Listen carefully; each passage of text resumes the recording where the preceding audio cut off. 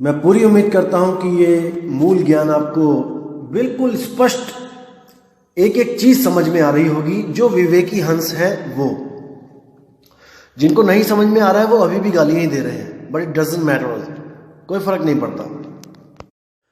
तो कुछ लोगों की मुझे मेल्स आ रही थी, वो समझना चाहते थे कि जो विवेकी नहीं है वो, जो विवेकी हैं वो तो समझ चुके हैं जो मैं कहना चाहता था। जो मैंने पीछे गीता की ऑडियो बनाई थी, गीता का ज्ञान, वो समझ चुके हैं। लेकिन फिर भी कुछ लोगों की शंकाएं थी कि ओम तत्सत पे थोड़ा सत्संग करिए, ओम तत्सत को क्लियर करिए कि ओम तत्सत क्या चीज है। तो दोस्तों आज बात करेंगे ओम तत्सत पे कि क्या है ये ओम तत्सत। तो जैसे कि आप देखेंगे कि अध्याय 17वां, उसमें जो श्लोक 24वां है वो है तस्मात् ओम इत्युदाहत्य। ये वाला श्लोक जो है, इसका आप अर्थ देखेंगे, साफ लिखा है कि अतएव योगी जन ब्रह्म की प्राप्ति के लिए शास्त्र विधि के अनुसार यज्ञ, दान तथा तप की समस्त क्रियाओं का शुभारंभ सदैव ओम से करते हैं। अब ओम तत्सत का जो पहला मंत्र है वो यहां पे इन्होंने क्लियर कर दिया कि कोई भी काम, कुछ भी यज्ञ, दान, जप, तप, कुछ भी स्टार्ट करना हो तो स्टार्टिंग ओम से की जाती है। तो ओम तत्सत में जो पहला मंत्र है ओम, वो यहां पे क्लियर हो गया। अब इसमें और कुछ समझाने की जरूरत नहीं है। अब बात करेंगे तत् की, कि तत् क्या चीज है। इसी के अगला श्लोक आप पढ़ेंगे तो वहां पे साफ लिखा हुआ है, मनुष्य को चाहिए कि कर्म फल की इच्छा किए बिना विविध प्रकार के यज्ञ, जप तथा दान को तत् शब्द कहकर संपन्न करे। यानी कि जैसे कोई आप काम करना स्टार्ट करते हो तो आपने उच्चारण करना है ओम, और जैसे ही आपने उस यज्ञ को, उस पूजा पाठ को समाप्त करना है तो आपने शब्द बोलना है तत्। यानी ये सांकेतिक है। जैसे कोई यज्ञ होता है तो उसमें एक सांकेतिक वर्ड और होता है स्वाहा। तो स्वाहा बोलते ही आपको ये नहीं बताया जाता कि आपने क्या करना है, वो सांकेतिक वर्ड है। जैसे ही पंडित जी ने बोला स्वाहा, आपने अपनी हवन सामग्री उठानी है और आपने अग्नि में डाल देनी है, उस यज्ञ में, हवन यज्ञ में डाल देनी है। ये सांकेतिक है, इसमें सबको बोला नहीं जाएगा अलग अलग को कि आप भी डालो, आप भी डालो। सांकेतिक है, बोला स्वाहा तो यानी आपने उठा के उसमें डाल देनी है। इसी तरह कोई भी काम स्टार्ट करना है तो वहां पे बोलना है ओम, और जैसे ही वो काम समाप्त हो गया तो वहां पे बोलना है तत्। अब आगे क्या बोलते हैं, आगे देखिए। कहते हैं कि तत् शब्द कह के संपन्न करें। ऐसी दिव्य क्रियाओं का उद्देश्य भव बंधन से मुक्त होना है। जो हम यज्ञ किए उनसे भव बंधन से मुक्त होना है।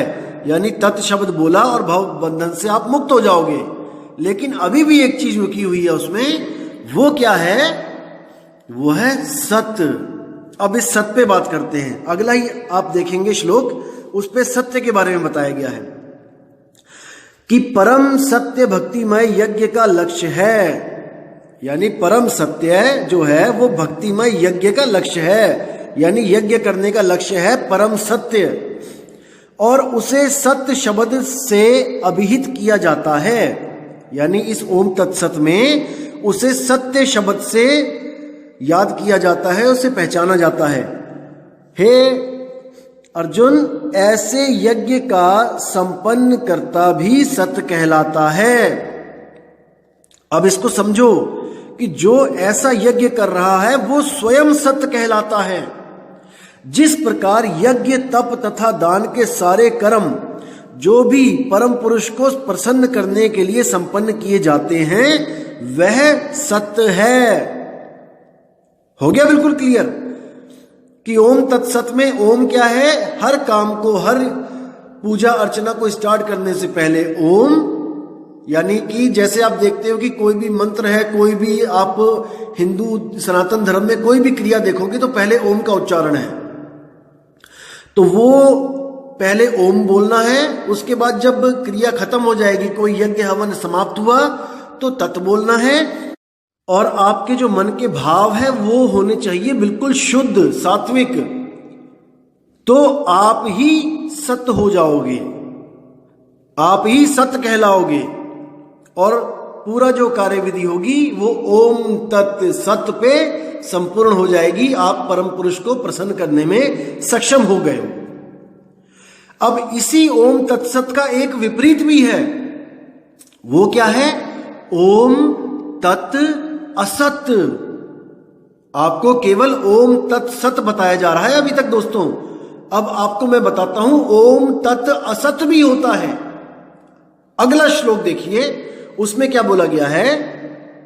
अश्रद्धया वाला कि हे पार्थ, श्रद्धा के बिना यज्ञ दान या तप के रूप में जो भी किया जाता है वह नश्वर है, वह असत कहलाता है और इस जन्म तथा अगले जन्म दोनों में ही व्यर्थ जाता है। ये आखिरी श्लोक है जिसमें असत्य का भी सांकेतिक ज्ञान दिया गया है कि अगर आप बिना श्रद्धा के कोई भी यज्ञ दान तप करते हो और उसमें ओम तत्व भी बोल देते हो, जैसे आपके मन में बिल्कुल श्रद्धा नहीं है और आप मजबूरी में कोई यज्ञ कर रहे हो, जैसे कोई भी यज्ञ आप कर रहे हो और आपके मन में बिल्कुल श्रद्धा नहीं है कि मैं इस यज्ञ को करूं, लेकिन एक लोक लाज में आके आप इस यज्ञ को पूर्ण करना चाहते हो, खर्चा भी ज्यादा हो रहा है, दिल भी दुखी है, तो आपने यज्ञ करने से पहले ओम भी बोला और यज्ञ समाप्ति पर तत्व भी बोला, लेकिन आपके मन में सत्य नहीं है, श्रद्धा भाव नहीं है, तो वो यज्ञ ओम तत् असत्य कहलाएगा। लेकिन अगर आपके मन में पूरी श्रद्धा है, आप पूरा अपने मन से ये करना चाहते हो, श्रद्धा भाव से करना चाहते हो, तो आपका यज्ञ ओम तत् सत्य कहलाएगा। ये फर्क है ओम तत् सत्य और ओम तत् असत्य में, ना कि ये कोई मंत्र है। ये कोई मंत्र नहीं है मेरे भाई, ये आपको सांकेतिक ज्ञान दिया गया है कि यज्ञ को कैसे शुरू करना है और यज्ञ को कैसे संपन्न करना है और यज्ञ करते हुए अपने मन के भाव कैसे होने चाहिए। लेकिन कुछ अधूरे गुरुओं ने इसको एक मंत्र बनाकर पेश किया और ओम के साथ तत्व को सोहम बना दिया, क्योंकि कई जगह आता है सोहम तत्व सार है। भाई मैं क्लियर कर देना चाहता हूं आपको कि यहां पर जो तत्व है वो एक अक्षर है, ओम तत्व। उस तत्व को कोई अलग से ना उसका कोई अर्थ निकाले। ओम तत्व और आगे क्या है? वो है सत्य। तो कुछ अज्ञानियों ने क्या किया, ओम को तो वैसा ही रहने दिया कि ओम तो है ही है, तत्व को क्या बोल दिया कि कबीर साहब कहते हैं कि सोहम तत्व सार है। भाई अरे मेरे भाई, वो सोहम तत्व ये वाला तत्व नहीं है। कबीर साहब कहना चाहते हैं कि बाकी तत्व नाशवान हैं, लेकिन सोहम यानी कि आत्मा ये अविनाशी है, ये सार है। सोहम तत्व सार है भाई, यानी आत्म तत्व वो सार है, वो असार नहीं है। उस सोहम की खोज कर, वो सोहम तू आप ही है। जैसे नानक साहब कहते हैं सोहम आप पछाणिए शब्द भेद पति आई। तो ये तत्व और सोहम का मैच इन्होंने करके लोगों को भ्रमित कर दिया। आगे जो सत्य है उसके लिए क्या बोलते हैं कि सत्य कबीर जपो साथ में, ओम श्वास छोड़ते हुए और सोहम सत्य कबीर श्वास लेते हुए। ओम श्वास छोड़ते हुए, सोहम सत्य कबीर श्वास लेते हुए। तो ऐसे चलता है ये मंत्र, ओम सोहम सत्य कबीर, ओम सोहम सत्य कबीर, ओम सोहम सत्य कबीर। ये महा अज्ञान है।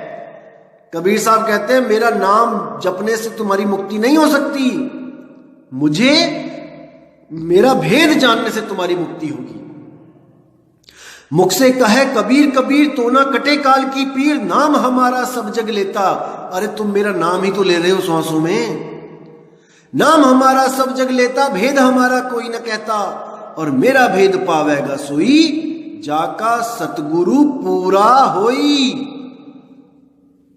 जो पूर्ण सतगुरु होगा, जिसको कबीर साहब ने स्वयं आके भेद दिया होगा, केवल वही जान सकता है कि साहिब कबीर का क्या भेद है।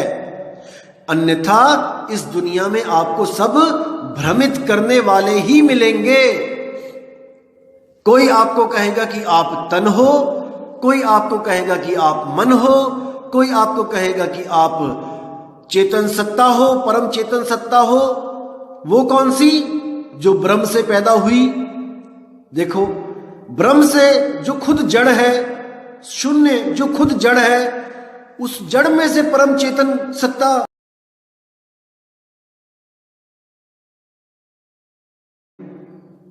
हैरानी होती है कि बुद्धि गई कहां पे है। परम ज्ञानी बनने का लक्ष्य है कि दुनिया मुझे परम ज्ञानी माने, लेकिन विवेक देखिए कितना है।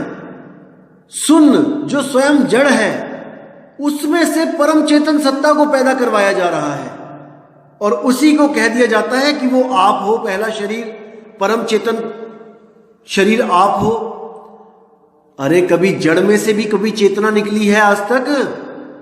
जो स्वयं जड़ है, जो स्वयं किसी के आधार पे चलता है, वो चेतन कैसे पैदा कर देगा?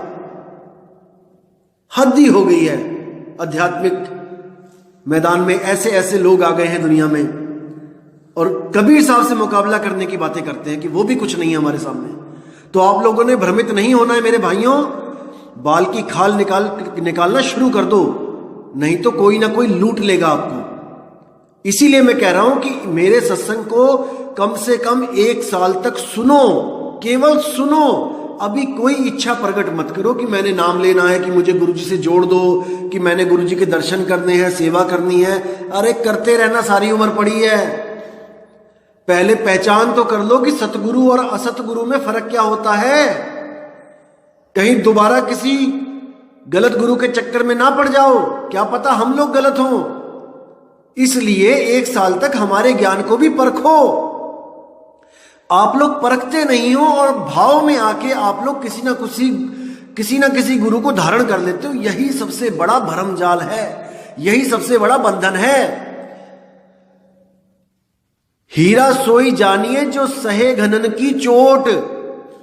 अरे थोड़ा समय दो भाई, हमें भी समय दो खुद को प्रूफ करने के लिए, और आप भी समय लो हम लोग की परीक्षा लेने के लिए, हमारे ज्ञान को विवेक के द्वारा समझने के लिए कि कहीं हम झूठ तो नहीं बोल रहे हैं। इतनी जल्दी क्यों जुड़ने की करते हो आप लोग? जल्दबाजी का काम शैतान का होता है मेरे भाई। मैंने आपको पहले भी बताया कि हम लोग ने भीड़ नहीं बढ़ानी है। हम लोग कोई इलेक्शन में नहीं खड़ा होना चाहते कि हमारी वोट इतनी हो जाएगी। हमें केवल वो जिज्ञासु हंस चाहिए जो सच में सच को पाना चाहते हैं।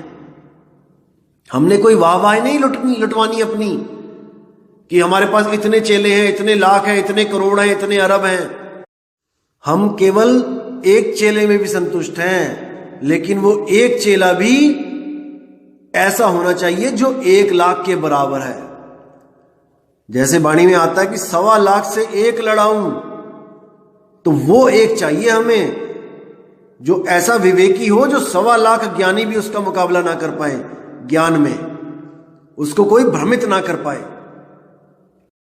तो दोस्तों, अब मैं आपसे विदा चाहूंगा और उम्मीद करता हूं कि ये ओम तत्सत का जो जाल है ये आज टूट जाना चाहिए, और ये टूट गया होगा। विवेकी शिष्य जो हैं, विवेकी हंस, वो पहचान चुके होंगे कि कहाँ पे भ्रमित किया जा रहा था उनको। और मैं आगे भी गीता का ज्ञान ऐसे ही आपको समझाता रहूंगा, ताकि आपके मन में जो थोड़ी बहुत शंका भी हो वो भी खत्म हो जाए। जैसे मैंने आपको पहले ही बोल दिया कि जो सत्य है, गीता का सार है, वो पहले अध्याय के बाद जो दूसरा, तीसरा, चौथा है वहां पे खत्म है। चौथे में तो केवल गुरु की बात करी है उन्होंने कि गुरु धारण कर। जो सार है वो दूसरा और तीसरा ही सार है। दूसरे तीसरे से आगे जाने की भी जरूरत नहीं पड़ेगी अगर आप वहीं पर उसको समझ जाओगे। तो आगे के जो अध्याय हैं वो उनके लिए बोले गए हैं जिनमें विवेक कम है, बुद्धि कम है।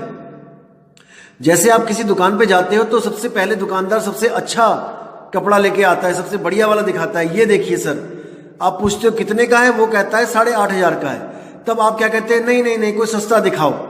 तो दोस्तों, सबसे पहले सबसे अच्छा दिखाया जाता है। उसके बाद आपकी अगर उतनी हैसियत नहीं है, आप में उतना विवेक नहीं है, तो आगे से आगे घटिया दिखाया जाता है।